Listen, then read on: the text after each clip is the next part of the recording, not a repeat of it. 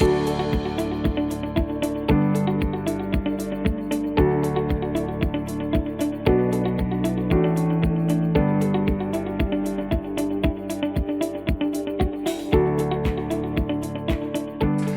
everybody, and welcome to the Science of SaaS Startups podcast. Today, I'm talking to Larson Stair. Larson is the co-founder and CEO of DemoFlow. DemoFlow is a collaborative remote selling platform which streamlines the prep, presentation, and documentation across the sales organization. Larson, welcome. Yeah, thank you for having me, Ben. I really appreciate the time. So I just want to kick things off asking you a few questions to help the audience get to know you a little bit. So when it comes to your working day, are you an early bird or a night owl? Well, I'm more innately an early bird. I'm an early riser, but what startup land forces you to do is be both. You gotta do everything. Yeah. You gotta do everything. So I'm up late, I'm up early, but I'd say more naturally up early, earlier riser, I'd say. And at this point in the kind of startup organization, I mean, how are you trying to structure your day? Like, what are the key things that you're trying to focus on each day? Yeah, as I'm sure a lot of startup founders and early stage employees can empathize with, is it's easy, especially in this world now, it's easy to pack your day full of meetings. So I've had my ebbs and flows of like, I'm kind of coming out of a jam-packed meeting stint of like 3 months where I was like back to back for 10 hours straight and just kind of letting my calendar be at the will of people that want to meet with me. And now I'm kind of keeping people a little bit more at arm's length and trying to consolidate my meetings and be more efficient with my time. So a lot of times my more creative time that I need for me to get my work done is in early mornings and then at nighttime. Throughout the day, I'll be doing a lot of work with the teams, but I have to leave a lot of time open for sales calls that might come in or people that want to meet with me to talk about deeper expansion of our product and the services that we offer here. So I'm trying to be a little bit more strategic about consolidating my time into blocks and being more efficient with kind of how we're spending the day, making sure we're not just in 10 hours meetings back to back all day, every day, because that is quite fatiguing. Yeah, and obviously you don't get any chance to think and develop the strategy of the business. And yeah, certainly. Okay, certainly. So next one a little bit different. So if you get to choose 2 dinner guests, dead or alive, who do you choose? I would choose. I mean, Mark Cuban is my favorite shark, so I like Mark Cuban a ton. I think he's he has a really interesting story and how he came up, and I just like him as like a business person. He's just a little bit more direct, a little bit more frank, not like this super well-polished suit and tie type of person, but really knows his stuff and has a deep-seated like sales background and is a salesman at heart. So I like him a lot. And then I don't know if I'd actually really want to meet with Steve Jobs because he might tell me that I'm a bad entrepreneur or something, or kind of like tell me feel really bad when you leave. Yeah, right. It might maybe feel kind of bad about myself. I'm not really sure, but I think it'd be really interesting to meet with somebody like that who has just built such an iconic company of Apple. Okay. And so just a topical one with the Olympics going on at the moment. Would you rather be an Olympic medalist or an astronaut? Well, I get motion sickness. So it's kind of an interesting duality for me. So like going up into a spaceship sounds extremely exciting because I'm also a skydiver. So one of my hobbies is skydiving, but I also get motion sickness. So probably a spaceship over an Olympic athlete is probably where I'd kind of lie, but it's a little bit of a conflict there because I like to jump out of airplanes, but I also get motion sickness in airplanes sometimes. Okay, yeah, so it might take you a day or two to get. It'll take me a little while, yeah. So you don't want to do the Bezos one where you just go out for 3 minutes, feel really ill, and then come back down. Exactly, yeah. I need to get adjusted up there for a second. Yeah, okay. All right, so if we jump into DemoFlow then, do you want to kick things off and give us an overview of the company and what you're trying to do? Yeah, certainly. So it's important for the context of what DemoFlow is and the company is. Just a little on my background is, I came from the pre-sales and sales world for software sales. So I've experienced the day-to-day challenges of trying to sell a product consistently, trying to make sure that that product resonates with my end users, uncovering for business pains, and making a better connection between business pains and the value that that solution provides. our solution provides. And ultimately what I saw is a ton of inconsistency in the SaaS selling market. And where that really stemmed was the product demonstration. And I was a solutions consultant and I worked in pre-sales. And so that was really our initial point of focus is how do we create consistency amongst product demonstrations? And so we're doing a better job of connecting business pain with the value that solution provides. So that was really where we started. And now what the solution has evolved to is really it's a solution for any sales conversation you might be having, whether it be an SDR doing a qualification call, an AE running a discovery call, or even some that run demos themselves. Sometimes pre-sales will run calls with account executives, so product demonstrations with their AE counterparts. DemoFlow can be used in any of those situations to help take notes in Salesforce, run incredible product demonstrations, and just create a better connection with your prospects as you're running through any of those calls that you might be having throughout that sales cycle. So that's ultimately where we started, where we are right now, and where we're headed into the future. Yeah, okay. And the art of the demo is obviously something which is just like a topic in itself, right? These days. And there's a massive debate. I read a lot about kind of process orientated demos versus kind of value orientated demos. With your solution, is this something which just caters to every world, or does it kind of lean in one direction?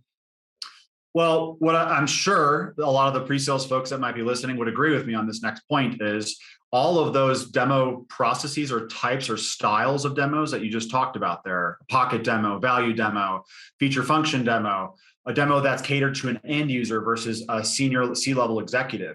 You need to have all of these in your arsenal, and you need to be ready for all of them and be able to pull those in when the situation presents itself. And so that's what DemoFlow does extremely well, is basically you can pull from a library of unique flows or entire demos that are catered to those types of personas, styles of demos you want to be, kind of presenting. And so it's a quickly just say, okay, cool, I'm gonna run a quick pocket demo. It's 15 minutes, click, drag, pull it over, and it's all prepped and ready to go. And so that's what our solution does extremely well, is you're really prepared for any of those situations or those moments. And it can pull from a library and reduce that prep time and get you right to the type of presentation you want to be running very, very quickly. Okay. And when you're talking about inconsistency previously, is that kind of you're seeing people in the same role delivering very, very different demos each time? Yeah, so it'd be one of two things. So either people in the same role delivering very inconsistent demonstrations, some that are really great and most of which that are not. But I'd say probably more likely is 80% of the time you get a very generic demo. It's the same thing amongst every person that you're pitching to. And that's a problem because I'm talking language that might cater to a real estate person or retail or software salespeople or whatever it might be. And it's the wrong audience for the talk tracks or the story that I'm telling. And so that is the more common thing that we're seeing, where either an AE poorly qualifies a deal, gives it to an SC, they're trying to run disco demo on the same call. And so they can kind of run a generic demo while they're trying to do deeper discovery, and it kind of sometimes lands flat. And so I'd say that is the more pervasive problem that I've seen, is because we don't have great consistency and a good job of creating segmentation in the types of presentations we're running, that lands in one singular generic demo that feels the exact same as the 10 other vendors that your prospect is evaluating. And that is the true problem there that we need to help solve. Yeah, so just helping those companies to stand out as much as anything. And obviously the role itself of pre-sales has evolved a lot over recent years. Because I remember when I started recruiting, it was very much the kind of technical geek who got wheeled out to kind of satisfy, technical concerns that a client might have. Whereas now this role is kind of front and center in the consultative sales process. Can you just talk a little bit about how that kind of collaborative effort works these days and how DemoFlow sits in with that?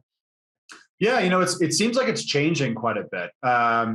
Even from, I was in pre-sales maybe 5 years ago, and the processes that I ran was fairly standard that I hear, but I'm seeing it evolve, and I'll explain how. So what it used to be in the fairly standard motion is, you have your SDRs run their qualifications, that gets passed to an account executive. They'll run a discovery call, and sometimes they'll bring in pre-sales on that discovery call just to be a support system, not to run the call, but just to be a fly on the wall and ask a few strategic questions throughout that discovery call. that can branch off into a few different next steps here. Either for larger enterprises, they'll do a technical discovery call or a deeper dive, where typically the solution consultant could be running more of that call, and we're digging much, much deeper into technical requirements before we show any product. You see that a lot with big companies like Adobe, SAP, like large organizations. And then the other route would be, okay, I uncovered enough on discovery, I'm going to transition into a product demonstration.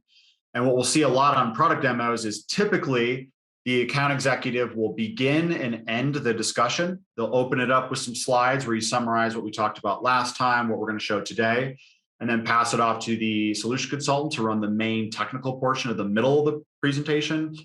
And then the account executive will typically finish up the call, review next steps, unanswered questions, and set a date and time of follow-up there. So that's kind of the first 3 steps of that. And then pre-sales, typically their engagement will end after like a POC. So they'll be brought through to the POC, proof of concept, as we're trying out the product and help a prospect walk through that. And then once we have alignment there, then they'll typically drop off for the sales rep to kind of complete and finish up the call. Yeah, okay. So one of the things I really liked when I looked at DemoFlow was where you can access all the CRM data like directly in the system and also update it in the system. I mean, can you give us a sense of like how many different applications, a sales or a pre-sales person would be using in most organizations? Yeah, so, well, I'd say salespeople have a lot more tools that they're using than pre-sales. Pre-sales has been a classically underserved, segment of software sales. Definitely. We're seeing that emerge with a lot of different solutions coming up in 2020, DemoFlow included in that. But I'd say a typical sales rep, I mean, you could have anywhere from, 30 softwares that you might be using on any given, to run any given sales cycle, CRM, screen share tools, Slack, where you're hosting all of your content, Google Slides, all this type of stuff that help me run through. So it's very disjointed right now in terms of the number of applications that you might need to run an effective sales cycle. Yeah, which I think, really speaks to the benefit of what you're doing when you can kind of merge some of those things together and just have you in that same kind of flow throughout the day. That's exactly right. And really the bottom line is to run a really great sales cycle, we know what to do. Like most software companies know exactly what to do. If you say, hey, we're a CRM company and we're pitching to a finance company and we're pitching to a VP of finance there. How to present to those people and the different motions you want all of your sales reps and pre-sales people to be walking through. The problem is the top 1, 2, 3% can do it really, really effectively and piece all these pieces together to form a really great sales cycle and those best practices.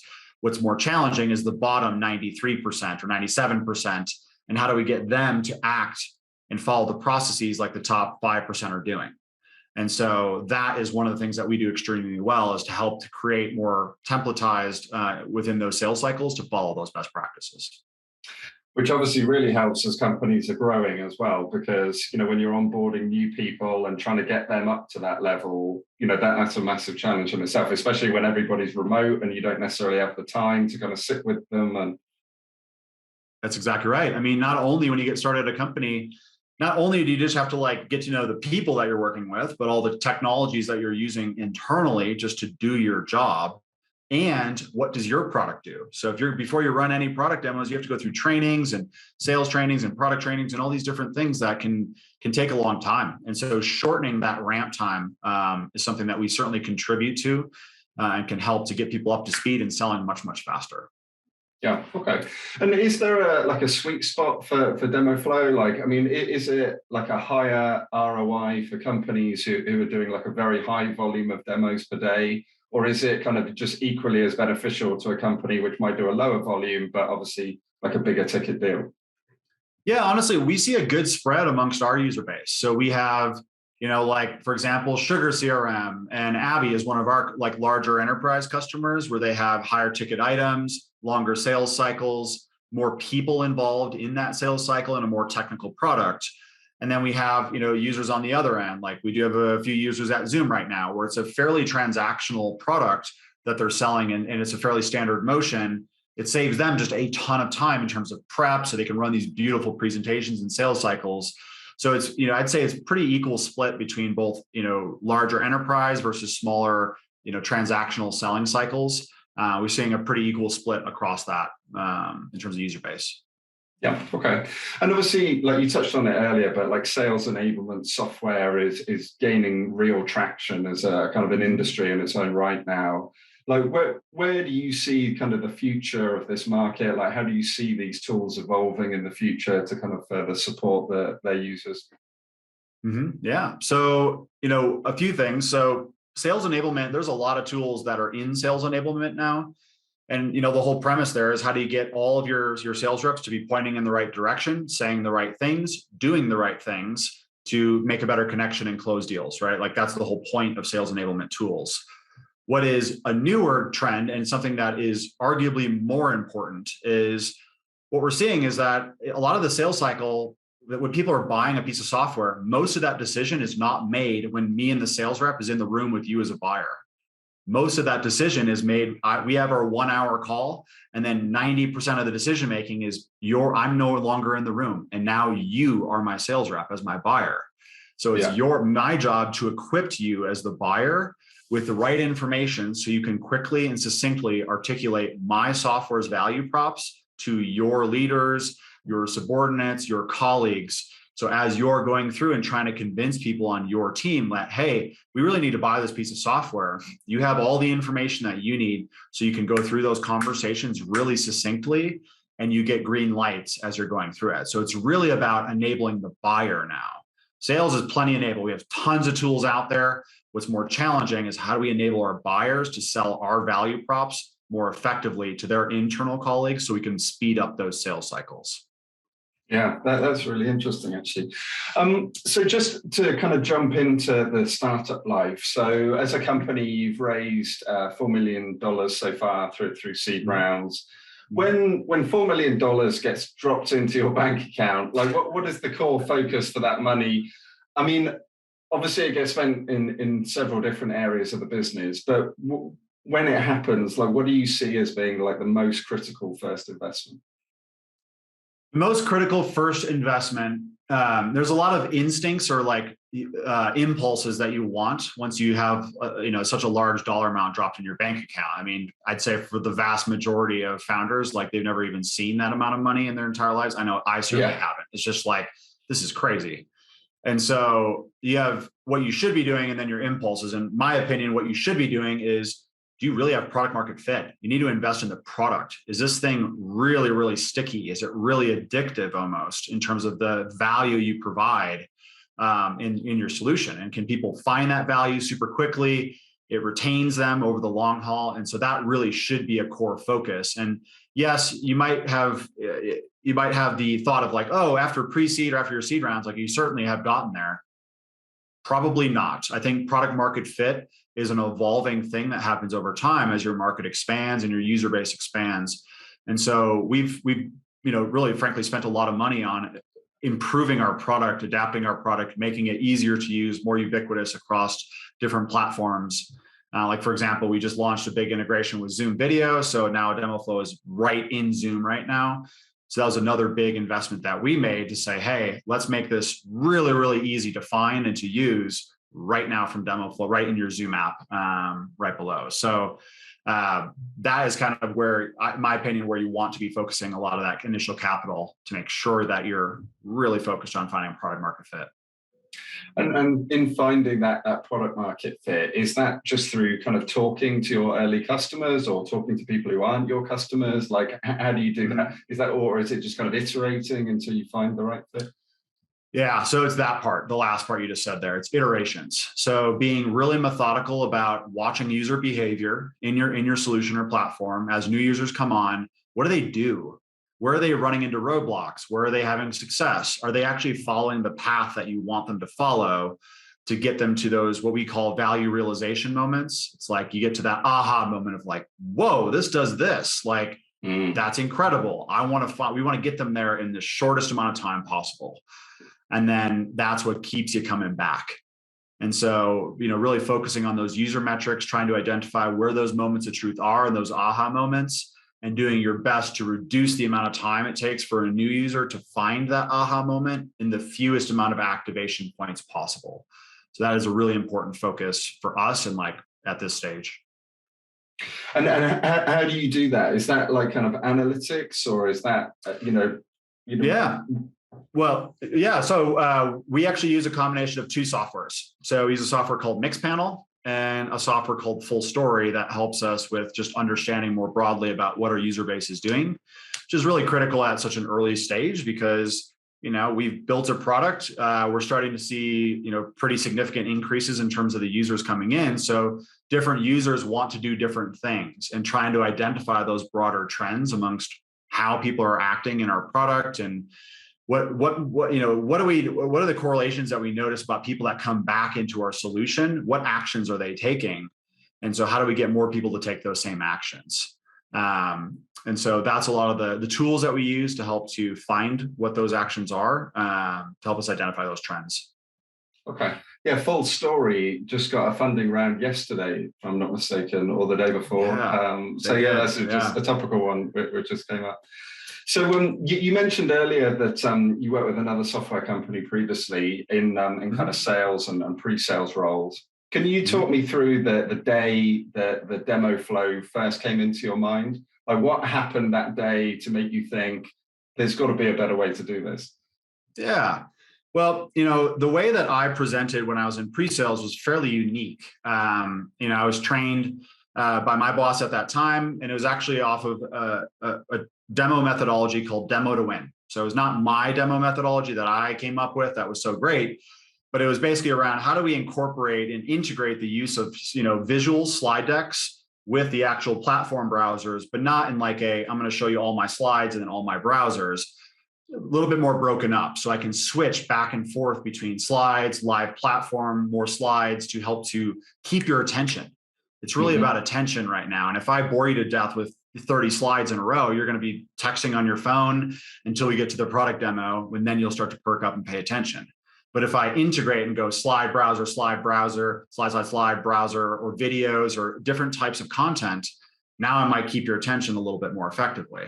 And that's what I was noticing when I was running these product demonstrations. I'm like, these are going well. Like we're closing big deals and it's really resonating with my end audience. And I was looking at all my counterparts and being like, why aren't you doing it this way? Like this is working. And there are ways that we could do this more effectively. And it just took too much time, frankly.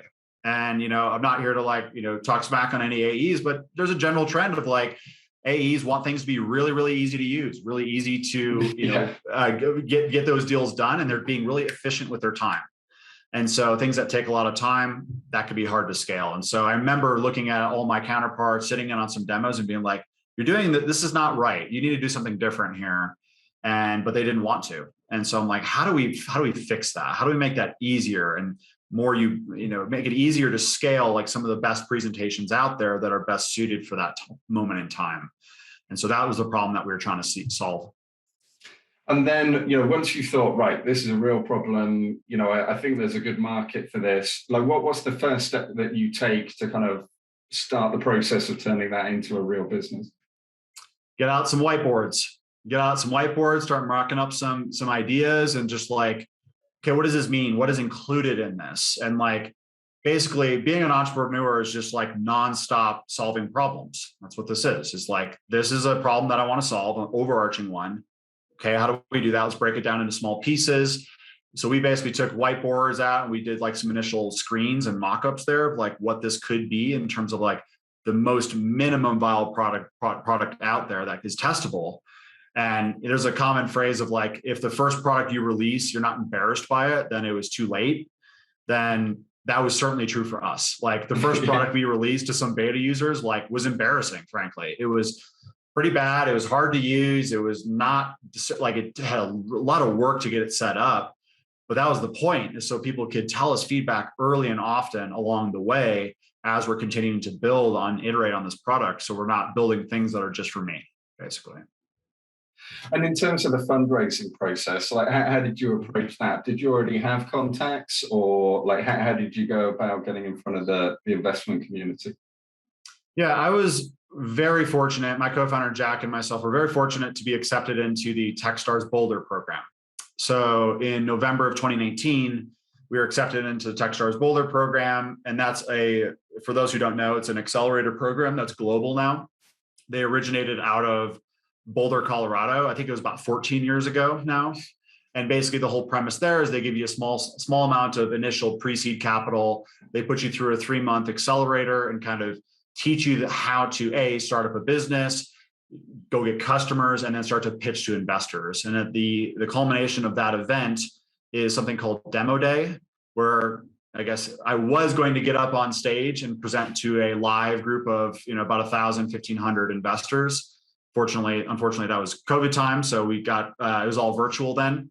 But that, regardless of not of in person or remote, it really kickstarted our fundraising efforts and gave us the network to go, reach out to all these different investors and find the people that are interested in investing in B2B SaaS software applications like DemoFlow. And so that's what really gave us the network. We're very fortunate in that sense because it'd be quite challenging without the assistance of Techstars. Yeah. And obviously becoming a CEO for the first time, there's a learning curve there, and that kind of brings its own challenges. What are you watching most closely in the business? Because, if I mess that up, this is going to kill us. So was the question, what am I tracking? Or can you say that one more time? Yeah. What are you tracking most closely in the business, that is going to kill you if you get it wrong, basically? Yeah, well, I think that stems back to that product market fit piece is what is our net retention on our users coming in, and how quickly can we retain them? Get people coming back day over day, meeting over meeting. That's what we're shooting for is I want you to use DemoFlow on every sales call you ever have. And so how do we get to that spot? And we're certainly not there yet, but we're on the track to getting our users to there. And it's just a lot of understanding trends in the user metrics and our data, how people are using it today, staying incredibly close to our customer base. So we have, all of our large enterprise organizations we talk with almost daily in terms of new features that are coming out, feedback that they have for us. And so that is the pieces that are the most critical to us right now, and what we're focused on the most in terms of business metrics across our company. Okay. And in terms of when you're on that learning process, everybody learns from mistakes. What's the biggest mistake that you made so far? And would you change it if you could, or was it a useful learning experience? Oh, that's a good question. Because you make tons of mistakes throughout the way, tons of mistakes. I think, one of the mistakes that you can make, and we recognize this mistake early, so it wasn't really anything that was super detrimental or anything, but whenever you raise a lot of money, there's an impulse to go hire a ton of people and go bring a bunch of people onto the team, and we're certainly ready to scale and scale up all these different pieces of the business. And it's easy to think that you're ready to do that before you're actually ready to do that. And so being aware of premature scaling is really a critical piece. And for me, as my background is in sales. And so my first instinct was, let's hire a bunch of sales reps. And what I should have done, what we should be doing is hire marketers. Let's build a funnel. Let's get me absolutely inundated with leads. And I can be doing all the selling right now until we get to a spot where it's I can't handle anything more. We can't even field all the requests that we need and people that want to come and work with us and ready to pay us money. And at that junction is when you're ready to actually start scaling the sales side of the business. So I think that those are kind of two things: is don't try to scale prematurely, and make sure you have a solid marketing funnel before you start bringing in more sales reps and salespeople and try to scale that side of the business. Okay. And when you're building that founding team, is it just kind of colleagues and people that you've known previously, or are you kind of actively thinking about the right mix of skills and kind of what you're good at, but what you're not good at, and you need someone else to come in and kind of fill those gaps? How much do you need to look in the mirror when you're kind of building that founding team? Very much looking in the mirror. I'm very fortunate in the sense that my co-founder, Jack, and myself, one of the things that we've done really well is basically our entire skill sets are totally divided. He is the engineer and I'm the sales rep. So our skill sets are quite literally opposites. And it makes it really, really easy to be okay, you do all product stuff, I'll do all sales. And then where you fill in the gaps is, okay, customer success, marketing, We need to help people find talent. We need more engineers. And so it's easy to fill in the gaps there as we were building the business. And so that was a few key things that we're focused on. What is our gaps in our skill sets? And how do we find people that have been there, done that before, and are really skilled in their craft where we might have some gaps? And what do you look for, like, beyond the skill set? Like, what kind of culture, what kind of soft skills do you feel like people need in order to be successful in a startup? Yeah, it's another good question. I mean, I think one of the things that I look for the most is persistence and creativity. So this is so hard. Like, this is so hard to start a company, to convince the masses that they should do something a different way. And so you have to be really creative in your approach. What worked last week might not work this week. What worked on that email is not going to work on this email. And you have to be just an idea machine. And fortunately, you exercise that muscle over time. But also combined with that is people are going to tell you their ideas are bad. And so persistence is key here, and having some thick skin behind this. And fortunately, you build that over time, and you build that muscle and exercise that muscle over time. And so, but those are kind of the two big things that I look for when I look at bringing new team members onto the team. Perfect. Okay, well, I really appreciate you coming on today, Larson. If people want to get in touch and discuss DemoFlow, is the website the best, or LinkedIn, or email? Like, where do you live? Yeah, I live, well, you can contact me pretty much anywhere, but demoflow.io is one of the best ways to do it. You can start a trial on there, and our team will reach out to you. You can find me on LinkedIn. Larson Stair is my full name. So yeah, feel free to reach out to me. I'd love to connect. Great stuff. Okay, I really appreciate your time, and I really look forward to seeing how the company grows from there. Awesome. Well, thank you, Ben. I appreciate the time.